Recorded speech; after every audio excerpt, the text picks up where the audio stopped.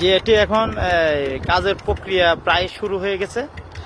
এখান থেকে এখান থেকে নদী থেকে বালু তুলে এখানে রাখা হচ্ছে, অর্থাৎ আমাদের যে উড়িচ্ছত্র নোয়াখালী যে করজবাদ হবে এখানে প্রচুর পরিমাণ বালু কংক্রিট এগুলো প্রয়োজন আছে। তো সেক্ষেত্রে প্রাথমিক পর্যায়ে কাজ শুরু। এখানে আমি একেবারে উঁচু জায়গাতে আছি, যেখানে নিচে অনেকগুলো কম, আর এদিক থেকে ট্যাঙ্গার দিয়ে বালু তোলার যে প্রক্রিয়া শুরু হয়ে গেছে। অনেকে অনেক রকম মন্তব্য করছে, এখানে কাজ হবে না, বন্ধ হয়ে গেছে, সেগুলো অনেক রকম মন্তব্য করে। আসলে এগুলো ফাও, এখানে অলরেডি কাজের প্রাথমিক প্রক্রিয়া শুরু। আর এই কাজের জন্য আমাদের সন্দ্বীপের বর্তমান উপদেষ্টা প্রিয় ডাক্তার ফয়জুল করিম স্যারের একান্ত প্রচেষ্টায় প্রথমে কাজটা বন্ধ হয়ে যেত। আমাদের অনেকগুলো দাবি ছিল উড়িচ্ছরের মানুষের। সেই দাবির মধ্যে প্রথম দাবি ছিল উড়িচ্ছর টু নোয়াখালী করজবারটা বাস্তবায়ন হোক। এই দাবির প্রেক্ষিতে আমাদের সন্দ্বীপের উপদেষ্টা স্যারের একান্ত কাছের লোক প্রিয় সোহেল ভাই সহ উনি অনেকবার এইটার জন্য স্যারের কাছে গিয়েছেন, বলেছেন, এবং আমাদের উড়িচ্ছর পর্যন্ত তিনি এসেছিলেন প্রাণী সম্পদ মন্ত্রণালয়ের সিনিয়র সচিব নাজমুল আল হাসান সহ আরো অনেকজনকে নিয়ে উনি নদী ভ্রমণ করেছেন। করজবারটি যেন হয়, এই করজবারের জন্য সোহেল ভাই উড়িচ্ছর একটি অবহেলিত এলাকা হিসেবে উনি বারবার এসেছেন, এটার জন্য বলেছেন, আমাদেরকে আশ্বাস দিয়েছেন উপদেষ্টা স্যারের মাধ্যমে যেভাবে এই কাজটি করাবে।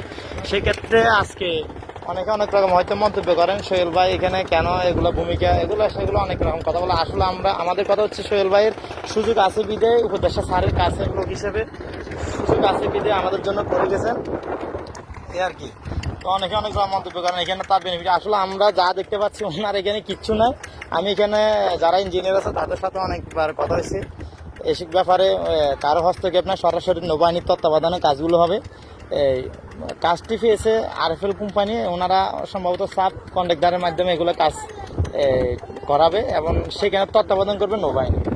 এখানে অনেক মানুষ আসি, দেখা করে, দেখি যায় যে আমাদের এখানে আপনাদের কিরকম লাগে এই যে কাজগুলো হচ্ছে? ওনাদের ভালো লাগতেছে।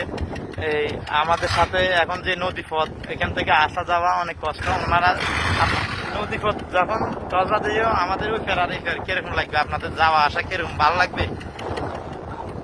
আর কাজটা এখানে কারা দেখভাল করে এটা জানেন? কারা এখানে নৌবাহিনী আসছিল শুনছি, এটা আপনারা নৌবাহিনী দেখছেন? নৌবাহিনীর মাধ্যমে হয়।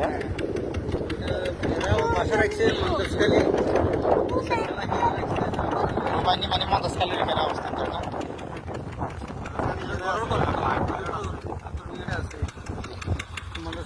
যাই হোক, আমরা আপাতত এই যে আরেকটু দূরে দেখালে এখানে স্ক্লাডার মেশিনে বালু রাখার জন্য একটি বিশাল জায়গা ওনারা ঘিরে বালু রাখার জন্য অবস্থান করে নিচ্ছে। অর্থাৎ এখান থেকে বালু তুলে এখানে রাখে। আর এই বালু দিয়ে ভবিষ্যতে আমাদের যে করজবারটি হবে সেটি কাজ করার জন্য এখানে বালু জমা করার জন্য রাখছে। যাই হোক, ভিডিওটি ভালো লাগলে আপনারা সবাইকে দেখার জন্য শেয়ার করে দেবেন। ধন্যবাদ।